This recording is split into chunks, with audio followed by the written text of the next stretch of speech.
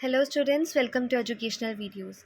आज हम आपके लिए लेके आए हैं एक नया टॉपिक, जो कि नेक्स्ट टॉपिक है अलंकार से क्लास 12th सीबीएसई म्यूज़िक के लिए। तो इस टॉपिक का नाम है वर्ण।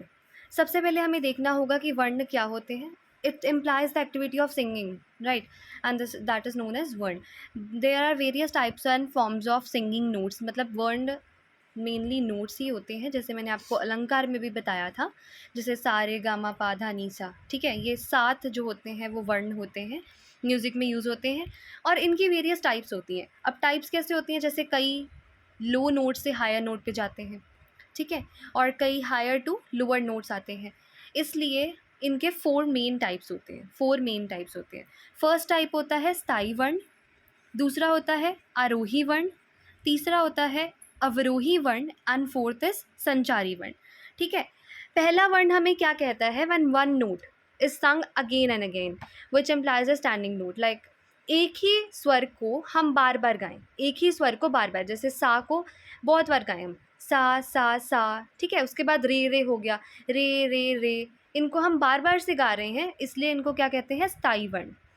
उसके बाद आ जाता है हमारा आरोही वर्ण। आरोही वर्ण का मतलब है लोअर नोट से अपर नोट पर जाना। देखो, the action of singing from lower note to upper note, इसे हम कहते हैं आरोही वर्ण। जैसे सा रे गा मा पा धा नी सा। अब अगर हम वापस आएंगे उसे हम कहेंगे अवरोही वर्ण। आरो अवरो वैसे वे इनको कहते होते हैं the course of coming back of notes from high to low notes, जैसे सा नी धा पा मा गा रे सा। इसे हम क्या कह देते हैं, अवरोही वर्ण। चौथा आ जाता है हमारा संचारी वर्ण। ये एक्चुअली मिक्सचर होता है, किसका, मिक्सचर ऑफ स्थायी, अवरोही, आरोही वर्ण। इन तीनों के मिक्सचर को हम क्या कह देते हैं, संचारी वर्ण कह देते हैं। इसे हम कैसे जैसे मर्जी गा सकते हैं, स्थायी में भी गा सकते हैं, ठीक है, आरोही लोअर से हायर नोट भी जा सकते हैं, हायर से लोअर नोट भी जा सकते हैं, या फिर रिपीट भी कर सकते हैं इसको।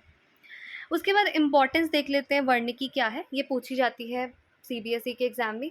क्या है, वर्ण produces beauty in every type of singing. Obviously अगर वर्ण होंगे तभी गाया जाएगा, ठीक है, गाना गाया जाएगा, अदरवाइज वर्ण के बिना तो म्यूजिक जो है वो इनकम्प्लीट है, अधूरा है।